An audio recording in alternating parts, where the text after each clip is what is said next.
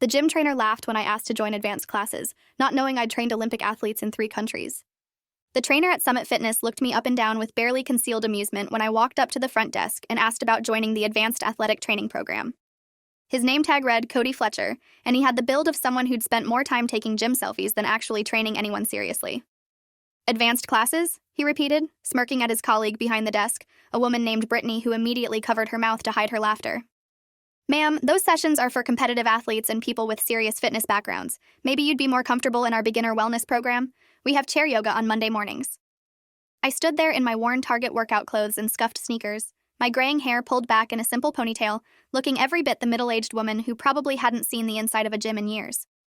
I was 52 years old, carrying an extra 30 pounds from stress eating during the past 6 months, and I looked nothing like the elite athletic trainer I'd been for 25 years. My name was Dr. Elena Volkov, and I'd trained Olympic gold medalists in Russia, Germany, and the United States. I'd worked with track athletes, swimmers, gymnasts, and martial artists at the highest levels of international competition. But those credentials belonged to a different life, one that had ended 6 months ago when my daughter Nadia died in a car accident caused by a drunk driver. After her funeral, I'd stopped working, stopped training, stopped everything. I'd moved from Los Angeles to this small town in Colorado where nobody knew me, hoping distance would somehow make the grief more manageable. It hadn't worked, but at least here I could fall apart in privacy without former clients and colleagues watching me deteriorate. I'd finally forced myself to join a gym because sitting in my apartment eating takeout every night was killing me almost as efficiently as the grief. I needed structure, purpose, something to fill the hours between waking up and going back to sleep. Cody's condescension should have made me angry, but I was too emotionally exhausted to care. The beginner program is fine, I said quietly, just wanting to sign the papers and leave. Brittany printed out a membership form and slid it across the counter along with a waiver. I filled everything out using my legal name without the doctorate, just Elena Volkov, no credentials listed. I paid the monthly fee and Brittany handed me a schedule of beginner classes starting at 6 a.m. the next morning. The beginner wellness class was taught by an enthusiastic 24-year-old named Kelsey Marsh, who bounced around the room like she'd consumed an entire case of energy drinks. There were 12 of us in the class, mostly women over 40, one elderly man recovering from knee surgery, and 2 younger guys who clearly had no business being there based on their fitness levels. Kelsey had us doing basic stretches and light cardio with forms so incorrect it made my professional instincts scream. She was teaching people to do squats with their knees extending past their toes, creating dangerous stress on the joints. Her plank instructions completely ignored core engagement, turning an effective exercise into a recipe for lower back injury. I watched the elderly man, whose name tag said Walter, struggling with a lunge variation that was absolutely wrong for someone with his mobility limitations. His knee was buckling inward with each rep, a clear sign of poor stability that Kelsey was completely missing. I moved closer to Walter and quietly suggested he adjust his stance, showing him how to engage his hip stabilizers properly. His next lunge was immediately more controlled and he looked relieved. Kelsey noticed me helping Walter and bounced over with a bright smile. "That's so sweet of you to help, but I've got everything under control.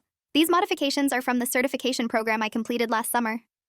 I nodded and stepped back, not wanting to cause problems on my first day. But I couldn't stop watching Kelsey teach dangerous form to people who trusted her expertise. After class, Walter came up to me and said the adjustment I'd shown him had made a huge difference. "My physical therapist has been trying to explain that same thing for weeks, but the way you showed it just clicked. Do you have a background in training?" I told him I'd done some coaching years ago, keeping it vague. He asked if I'd be willing to show him a few more things, and I agreed to meet him before class the next morning. Over the next 2 weeks, I started arriving early to work with Walter and answer questions from other class members who noticed I seemed to know what I was doing. I kept my help subtle and informal, just small corrections and suggestions that improved their form without making Kelsey look bad. Cody Fletcher noticed me working with Walter one morning and interrupted our session. "Excuse me, Elena, but we can't have members providing unsupervised training to other members. It's a liability issue and honestly, it's disrespectful to our certified staff." Walter protested, saying I was just being helpful and that his form had improved dramatically since I'd started giving him pointers. Cody's expression made it clear he didn't care. "Our trainers are certified professionals. If Walter wants additional coaching, he can book sessions with qualified staff at our standard rates." I apologized and backed off, but Walter looked frustrated and disappointed. After Cody walked away, Walter muttered that he couldn't afford the $80 per hour that Summit Fitness charged for personal training, which was why he'd been taking group classes in the first place. I understood completely. The gym preyed on people who couldn't afford private coaching but desperately needed proper instruction to avoid injury. It was a business model that prioritized profit over actually helping people achieve their fitness goals safely. The following week, I noticed Kelsey teaching a new exercise that was even more dangerous than her usual programming. She had the class doing explosive jumping movements without any prior assessment of their joint stability or landing mechanics. The elderly man was attempting them despite clearly not having the requisite strength or coordination. One of the middle-aged women landed awkwardly, and I could see her ankle rolling inward. She stumbled and caught herself, laughing it off, but I'd seen that exact movement pattern result in serious injuries dozens of times. I approached Kelsey after class and as diplomatically as possible suggested that explosive plyometric exercises might not be appropriate for a beginner wellness class without individual fitness assessments first. Kelsey's smile stayed in place, but her eyes went cold. I appreciate your concern, but I'm the certified instructor here. These exercises are approved by our fitness director and they're perfectly safe when performed correctly. If you have issues with our programming, you can schedule a meeting with management. The dismissal was clear and I dropped the subject, but my professional conscience wouldn't let me just watch people get hurt. I started researching Summit Fitness and discovered the gym was part of a regional chain owned by a company called Peak Performance Holdings. They'd expanded rapidly over the past 5 years by acquiring small independent gyms and converting them to the Summit Fitness brand. Their business model emphasized high membership volume, low-cost group classes, and expensive personal training packages sold aggressively to members. Reviews online were mixed. Many people loved the affordable memberships and convenient locations, but there were troubling patterns in the complaints. Multiple reviewers mentioned injuries sustained during group classes, poor trainer quality, and high-pressure sales tactics for training packages. Several reviews specifically criticized the lack of proper fitness assessments and the one-size-fits-all programming that didn't account for individual limitations or health conditions. One review from 8 months ago caught my attention. A woman named Dorothy Alvarez had written that her husband suffered a severe back injury during a beginner class at the Summit Fitness location in Denver. She claimed the trainer had pushed him to do exercises beyond his capability, despite him expressing discomfort, and the gym had refused to take responsibility for his injury. I clicked through to Dorothy's profile and found she'd posted updates about her husband's injury. He'd required surgery and months of physical therapy. They'd consulted with lawyers about suing Summit Fitness, but the waiver everyone signed when joining apparently included language that made it nearly impossible to hold the gym liable for injuries sustained during classes. The legal fees to fight the waiver would have cost more than they could afford, so they dropped the case. Dorothy's final post was bitter and defeated, warning others to avoid Summit Fitness and find gyms that actually cared about member safety over profit margins. I thought about the waiver I'd signed without reading carefully, probably containing the same liability protections. The gym had systematically insulated itself from consequences, while employing undertrained instructors who taught dangerous programming to vulnerable populations. It was exactly the kind of predatory business practice that made me furious. But what could I do? I was just another middle-aged member with no standing to challenge how they operated. 3 weeks into my membership, disaster struck during Kelsey's Wednesday morning class. We were doing a circuit training workout with multiple stations, including the plyometric jumping exercises I'd been worried about. Walter was at the jump station, attempting box jumps onto a 20-inch platform. I'd been watching him nervously, seeing his fatigue increase with each circuit rotation. On his 4th attempt, Walter's trailing foot caught the edge of the box and he fell forward, his hands hitting the floor hard to break his fall. I heard the distinctive crack of bone breaking and Walter's scream of pain. The class froze and Kelsey ran over, her face going pale as Walter clutched his right wrist. His hand was already swelling and positioned at an unnatural angle. I knelt beside Walter and told him not to move his wrist, that it was clearly broken and needed immediate medical attention. Kelsey was fumbling with her phone, seeming to panic, so I took charge. I called 911 and gave the dispatcher our location and Walter's condition. I kept Walter calm while we waited for paramedics, talking to him in the steady, authoritative voice I'd used countless times with injured athletes. The paramedics arrived within 10 minutes and immobilized Walter's wrist before transporting him to the hospital. Cody Fletcher appeared as they were loading Walter into the ambulance, and he immediately pulled Kelsey aside for what looked like an intense conversation. I packed up my things and was heading for the exit when Cody stopped me. "Elena, I need you to stay for a few minutes. Our incident report requires statements from everyone present when an injury occurs." He led me to a small office where Brittany was typing on a computer. Cody asked me to describe exactly what I'd seen during Walter's fall. I explained that Walter had been fatigued from the circuit training and had caught his foot on the box jump, falling forward onto his hands. Cody nodded and asked if I'd noticed anything unusual about how Kelsey was conducting the class. I chose my words carefully. I said the class had been following the standard programming and Kelsey had been supervising the circuit stations. Cody seemed relieved by my neutral description and thanked me for my cooperation. As I was leaving, I heard him tell Brittany to make sure the incident report emphasized that Walter had been repeatedly warned about proper form and had chosen to continue despite apparent fatigue. That afternoon, I called the hospital and asked about Walter's condition. The nurse said he was being prepped for surgery to repair a severe fracture in his radius bone that required pins and plates to stabilize. The recovery would take months and his hand function might be permanently limited depending on how well the bones healed. I asked if Walter had family who'd been notified, and the nurse said his daughter was on her way from out of state. I left my phone number in case Walter wanted to contact me once he was released. 2 days later, Walter's daughter Amanda called me. She was furious and wanted to know exactly what had happened during the class that injured her father. I met Amanda at a coffee shop near the hospital and told her everything. How the beginner class had been incorporating exercises inappropriate for the fitness levels and age demographics of the participants. How I'd tried to warn Kelsey about the dangers of plyometric training without proper assessments. How I'd watched Walter struggling with fatigue before his fall. Amanda listened with growing anger, taking notes on her phone. She said her father was 71 years old with osteoporosis and a history of knee problems. The class instructor should never have had him attempting explosive jumping exercises. Amanda asked about my background and why I seemed to know so much about proper training protocols. I'd been deliberately vague with everyone at Summit Fitness, but Amanda deserved the truth. I told her about my 25 years as an elite athletic trainer, my work with Olympic athletes, my doctorate in exercise physiology. I explained that I'd been in a dark place personally and had joined the gym hoping to find some structure and routine, not expecting to encounter such dangerously incompetent programming. Amanda's eyes widened as I laid out my credentials. She asked why I hadn't said anything to gym management about the unsafe practices. I explained that I'd tried to offer subtle corrections but had been shut down by Cody Fletcher and dismissed by Kelsey Marsh. I was just a member and they were the certified staff, which meant my concerns carried no weight regardless of my actual expertise. Amanda asked if I'd be willing to provide an expert statement about the dangerous practices at Summit Fitness for a lawsuit she was planning to file on her father's behalf. I said I would, knowing it meant revealing who I really was and why my professional opinion mattered. Amanda hired a personal injury attorney named Gerald Dunbar, who specialized in negligence cases.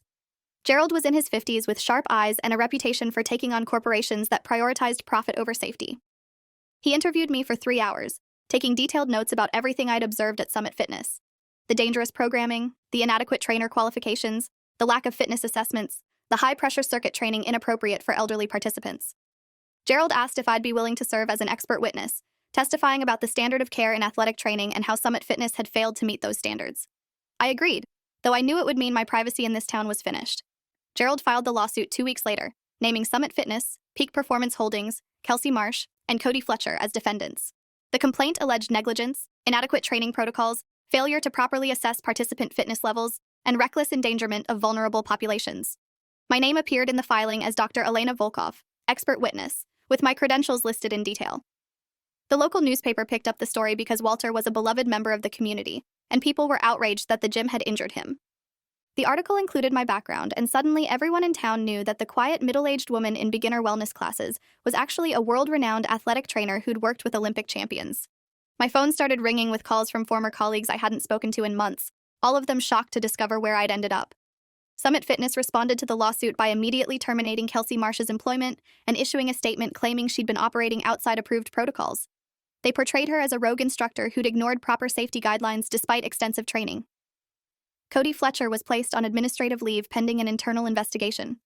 The gym's corporate attorneys filed a motion to dismiss, arguing that Walter had signed a waiver acknowledging the inherent risks of physical exercise and that Summit Fitness couldn't be held liable for accidents during properly supervised activities. Gerald countered with my expert testimony establishing that the activities weren't properly supervised and that the programming itself violated basic standards of care in fitness instruction. The case was heading for a prolonged legal battle when something unexpected happened. 2 former Summit Fitness employees contacted Gerald with information they wanted to share confidentially. He arranged a meeting and I attended as the expert witness.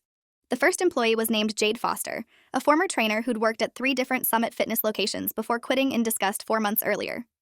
She explained that Peak Performance Holdings had a corporate policy of minimizing trainer costs by hiring recent certification graduates with minimal experience and paying them barely above minimum wage.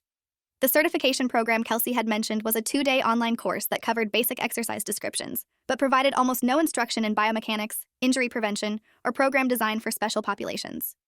Trainers were given scripted workouts to teach regardless of class composition, and were actively discouraged from modifying programming based on individual participant needs. The corporate philosophy was that modifications created liability because they acknowledged that standard programming might be unsafe for some members. Better to use identical programming for everyone and blame injuries on participant error or hidden health conditions. The second whistleblower was named Timothy Vance, a former regional manager for Peak Performance Holdings, who'd been fired after raising safety concerns with corporate leadership. Timothy brought documents showing that Summit Fitness had been tracking injury rates across their locations for 2 years. The data showed injury rates 300% higher than industry averages for budget gym chains, with the highest rates occurring in beginner classes marketed to older adults and people new to fitness. Corporate leadership had discussed the injury problem in internal emails and memos, but their solution wasn't to improve training protocols or hire more qualified instructors. Instead, they'd strengthened the waiver language and purchased additional liability insurance to cover the increased claims.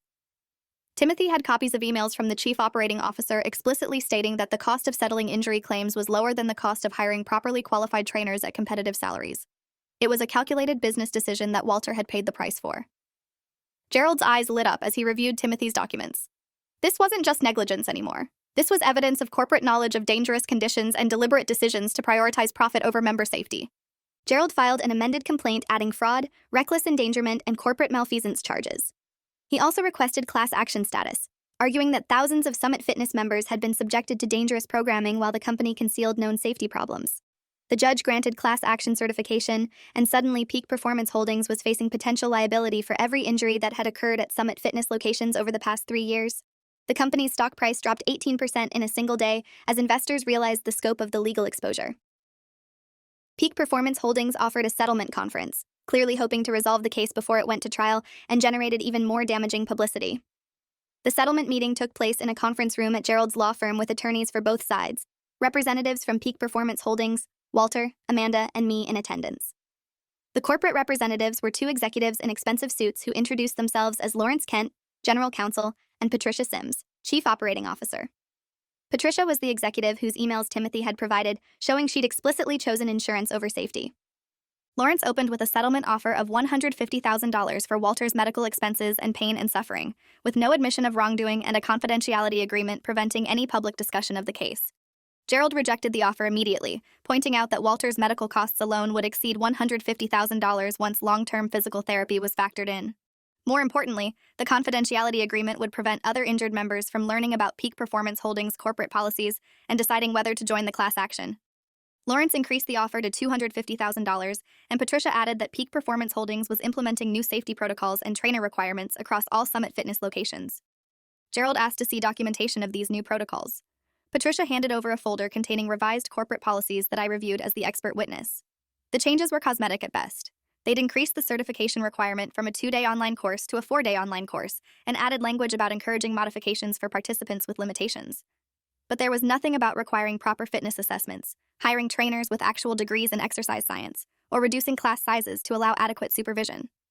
I told Gerald the new protocols were inadequate window dressing that wouldn't prevent future injuries.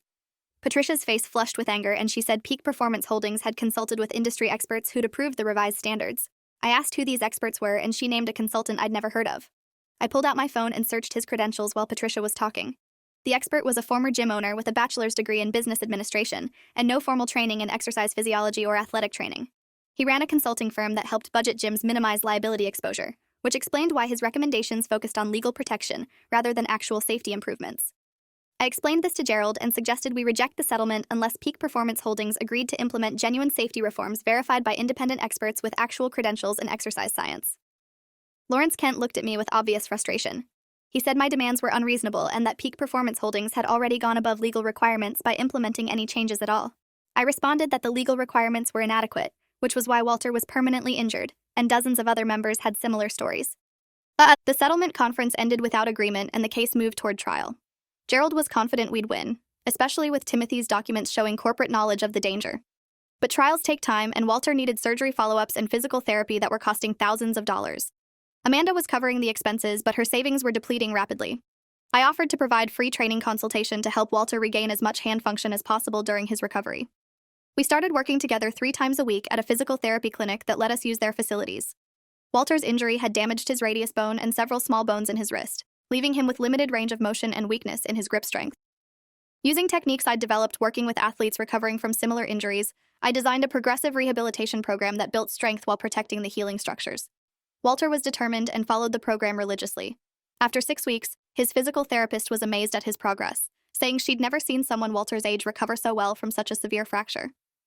Word spread about Walter's remarkable recovery, and other former Summit Fitness members started contacting me, asking if I'd evaluate their injuries and potentially join the class action lawsuit. I met with 14 people over the next month, documenting their injuries and reviewing their cases. The patterns were disturbing and consistent. A 48-year-old woman named Carol Brennan had torn her rotator cuff during a poorly instructed overhead press exercise in an intermediate class. A 33-year-old man named Derek Foster had herniated a disc in his lower back doing deadlifts with no proper instruction on spinal positioning. A 62-year-old woman named Phyllis Yuen had fractured her ankle landing from a box jump, just as Walter had.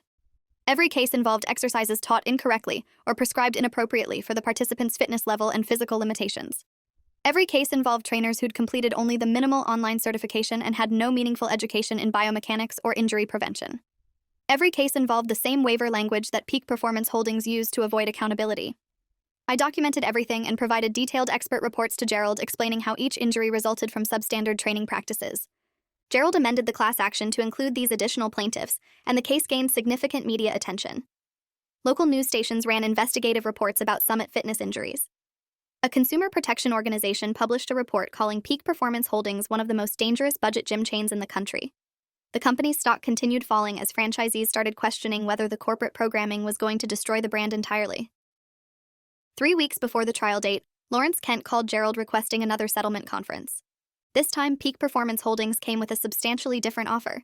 They would pay $4.2 million to settle all current claims in the class action, establish a $10 million fund for future injury claims over the next 3 years, implement comprehensive safety reforms verified by a panel of independent experts, and agree to hire only trainers with at minimum a bachelor's degree in exercise science or equivalent credentials.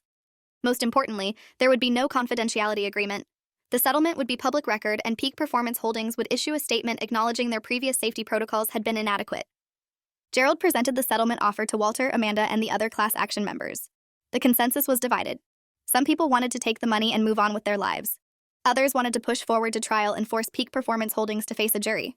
Walter was conflicted. The settlement would cover all his medical expenses and provide compensation for his permanent disability, but he was angry that the company hadn't been held fully accountable. I told Walter the decision was entirely his to make, but from my perspective, the safety reforms were the most important outcome. The money couldn't undo his injury or anyone else's, but the new protocols could prevent future people from being hurt.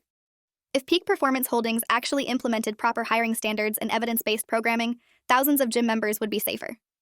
Walter thought about it for 2 days before agreeing to the settlement. The other class members followed his lead, and Gerald finalized the agreement. The settlement was announced at a press conference where Walter spoke about his injury and recovery.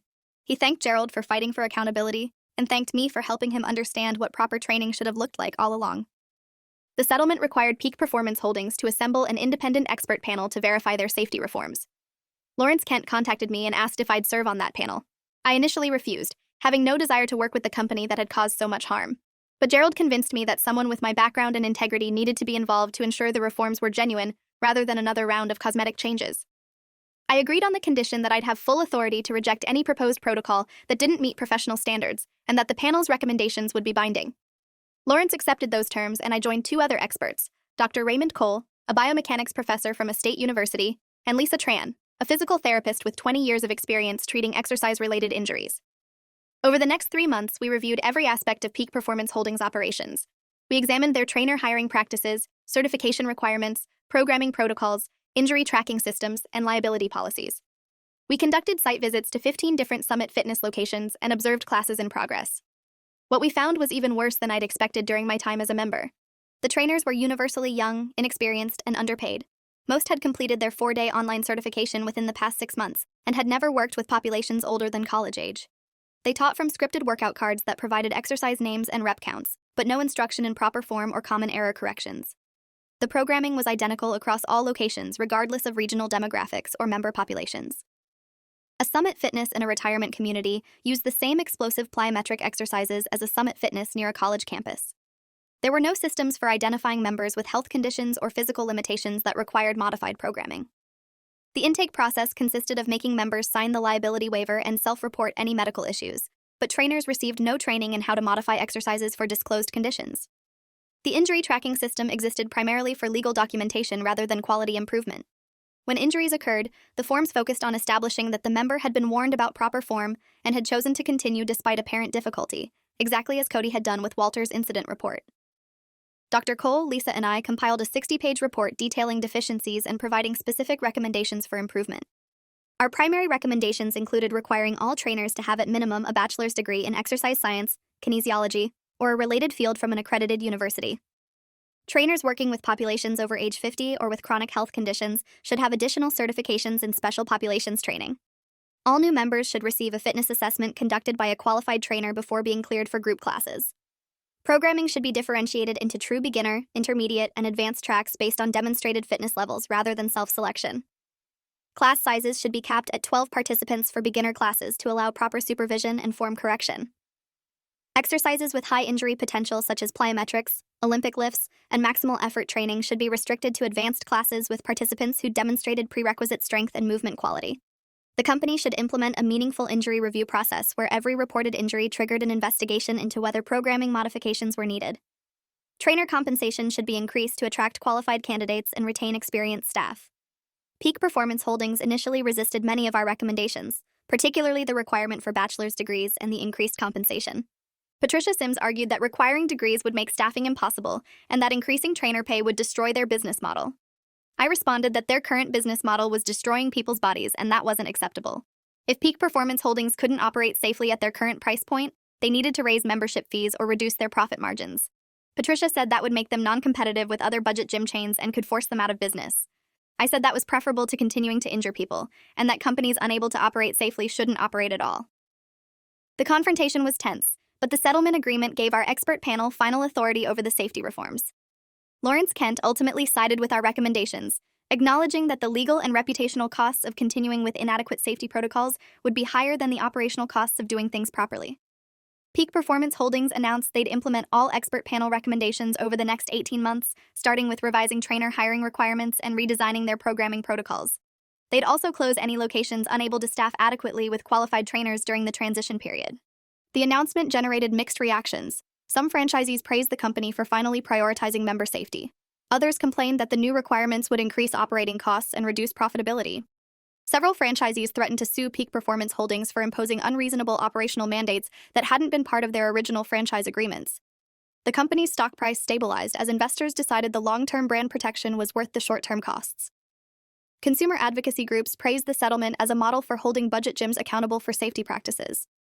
I received calls from attorneys handling similar cases against other gym chains, asking if I'd serve as an expert witness in their litigation. I agreed selectively, focusing on cases where the evidence showed corporate knowledge of dangerous practices and deliberate decisions to prioritize profit over safety. Over the next year, I consulted on 6 additional cases, 4 of which settled with meaningful safety reforms similar to what we'd achieved with Peak Performance Holdings. The other 2 went to trial and resulted in substantial jury verdicts that sent clear messages to the industry about the cost of negligence. My involvement in these cases reconnected me with the professional world I'd abandoned after Nadia's death. Former colleagues reached out asking if I was considering returning to elite athletic training. I realized I wasn't interested in going back to that world. Training Olympic athletes had been rewarding, but ultimately it was about helping people who were already exceptional become marginally better.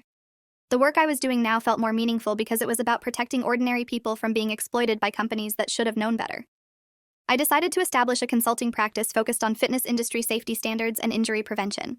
I worked with responsible gym owners who wanted to improve their practices, provided expert testimony in negligence cases, and developed training programs for instructors who wanted to actually understand biomechanics and program design, rather than just memorizing exercise scripts. The work was fulfilling in ways I hadn't expected, and it gave me purpose during a period when I desperately needed something to care about besides my own grief. Walter's recovery continued progressing well, and after 8 months he'd regained about 80% of his original hand function, a remarkable outcome for someone his age with such a severe injury. He started volunteering at a senior center teaching other older adults about safe exercise practices and how to identify dangerous training situations. Amanda quit her corporate job and enrolled in a graduate program in exercise physiology, inspired by watching how proper training could transform her father's recovery. She said she wanted to become the kind of trainer who actually helped people instead of just following scripts and collecting paychecks. I offered to mentor her through her program, and she became one of my most dedicated students. Jade Foster, the former Summit Fitness trainer who'd been a whistleblower in the case, also contacted me asking for mentorship. She explained that she'd gotten into fitness training because she genuinely wanted to help people, but quickly realized her certification program had been inadequate preparation. She'd left Summit Fitness when she started recognizing dangerous situations she didn't know how to fix. I spent time working with Jade, teaching her proper biomechanics and program design principles. She proved to be a quick learner with good instincts and genuine care for her clients. After 6 months of intensive study, Jade enrolled in a university program to earn her degree properly, and I hired her as a part-time assistant for my consulting practice. 18 months after the settlement, Peak Performance Holdings invited our expert panel back to review their implementation of the safety reforms. We visited 20 Summit Fitness locations across 4 states and observed classes, reviewed trainer credentials, and interviewed staff and members. The transformation was dramatic. Every trainer we met had at minimum a bachelor's degree in exercise science or related field, and many had additional certifications. The programming was differentiated appropriately with genuine beginner classes focused on movement quality and gradual progression rather than high-intensity circuits. Members received proper fitness assessments before being cleared for group classes, and trainers were empowered to modify exercises based on individual limitations. Class sizes were capped at reasonable levels, allowing adequate supervision. The injury tracking system had been converted into a quality improvement process, where reported injuries triggered programming reviews, rather than just liability documentation. Trainer compensation had increased substantially, and turnover had decreased from over 80% annually to under 30%. The company had closed 12 locations that couldn't maintain adequate staffing standards, but the remaining locations were operating safely and sustainably. Member satisfaction scores had increased despite slightly higher membership fees, suggesting that people valued safety and quality instruction more than rock-bottom prices. Patricia Sims, the COO who'd initially resisted our recommendations, admitted during our review meeting that the reforms had been difficult, but ultimately beneficial for the business. Injury rates had dropped by over 70%, and the corresponding decrease in legal claims and insurance costs had partially offset the higher operating expenses. More importantly, Summit Fitness was developing a reputation as a responsible gym chain that actually cared about member outcomes, attracting quality-conscious customers who were willing to pay slightly higher fees for legitimate instruction. The company was even recruiting trainers away from competitors by offering better pay and working conditions. Patricia said she'd been wrong to prioritize short-term cost savings over long-term sustainability and member welfare. She thanked our panel for forcing Peak Performance Holdings to operate properly even when they'd resisted. Dr. Cole, Lisa, and I submitted our final report, certifying that Peak Performance Holdings had fully implemented the required safety reforms and was now operating at industry-leading standards. The company issued a press release highlighting their transformation and encouraging other budget gym chains to adopt similar practices. Several competitors announced they'd be reviewing their own safety protocols in response. I continued my consulting work and gradually built a practice that kept me busy without overwhelming me. I trained new instructors, evaluated gym safety protocols, provided expert testimony when needed, and mentored students who wanted to pursue careers in evidence-based fitness training. The work was meaningful, and it honored Nadia's memory in a way I hadn't initially understood. My daughter had been studying to become a physical therapist before she died. She'd wanted to help people recover from injuries and return to active lives. The work I was doing accomplished similar goals in a preventative context, keeping people from being injured in the first place. It wasn't the same as having her back, but it created something positive from the tragedy that had destroyed my previous life. Walter continued improving and eventually regained about 85% of his hand function, enough to resume most of his normal activities. He remained active in the senior fitness community and frequently referred people to my consulting practice when they had questions about safe training practices. Amanda completed her graduate degree, and I hired her as a full-time associate in my practice. She specialized in working with older adults and brought the same fierce protective instinct for her clients that she'd shown when fighting for her father. 5 years after the settlement, I received an invitation to speak at a conference on fitness industry standards and liability prevention. The conference was organized by a coalition of gym owners, insurance companies, and consumer advocates trying to establish voluntary industry standards that would prevent the kind of negligence that had injured Walter and so many others. I agreed to present and found myself standing in front of 300 gym owners, trainers, and industry leaders explaining how proper training protocols prevented injuries and why investing in qualified staff was both morally right and economically rational. After my presentation, several people approached asking for consulting services or expert evaluations of their facilities. One gym owner told me she'd been following my career since the Summit Fitness case and had completely redesigned her gym's operations based on the safety reforms we'd implemented. Her injury rates had dropped to nearly zero, and her member retention had increased substantially because people appreciated being trained properly. She said I'd changed how responsible gym owners thought about their obligations to members, and she was grateful for the work I'd done. The conference organizers asked if I'd serve on a committee developing national voluntary safety standards for the fitness industry. I agreed and spent the next year working with biomechanics researchers, experienced trainers, insurance experts, and consumer advocates to create comprehensive guidelines for gym operations. The standards covered trainer qualifications, programming protocols, fitness assessments, injury prevention, special populations training, and quality improvement processes. They weren't legally binding, but insurance companies began offering premium discounts to gyms that achieved voluntary certification, creating economic incentives for adoption. Within 3 years, over 400 gyms had voluntarily implemented the standards, and injury rates at certified facilities were less than half the industry average. The work felt meaningful, and it connected me to a community of professionals who genuinely cared about doing fitness training properly. I'd found a second career that mattered, one that had emerged unexpectedly from the worst period of my life. Cody Fletcher, the trainer who'd laughed at me that first day at Summit Fitness, eventually reached out with an apology. He'd been fired after the settlement and had struggled to find work in the fitness industry once his role in the negligence case became public. He'd gone back to school and earned a proper degree in exercise science, then worked his way up from entry-level positions at reputable gyms. He said he'd been young and arrogant and hadn't understood that certifications didn't equal competence. Watching what happened to Walter and the other injured members had forced him to confront his own inadequacy, and he'd spent years trying to become the kind of trainer people deserved.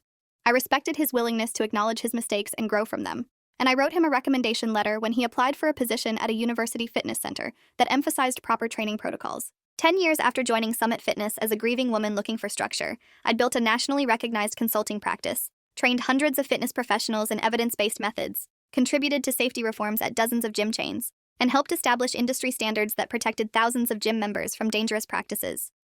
Walter was healthy and active at 81, his hand function maintained through consistent proper training. Amanda was running a successful training practice specializing in older adults and special populations. Jade had earned her degree and opened her own small gym focused on quality instruction over quantity of members. The work I'd done had created ripples that extended far beyond any single case or client. But the moment I thought about most often was that first morning at Summit Fitness when Cody had suggested I try chair yoga instead of advanced training.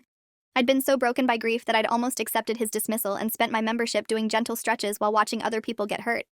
Instead, Walter's injury had forced me to choose between protecting myself by staying silent or using my expertise to challenge a system that was harming vulnerable people. I'd chosen to fight, and that decision had given me purpose when I desperately needed it, and had created meaningful change that would protect people I'd never meet. Sometimes the most important training isn't physical, it's finding the courage to speak up when you see something wrong, even when staying silent would be easier and safer for yourself. Thanks for watching till the end. Make sure to subscribe and like to not miss the next story.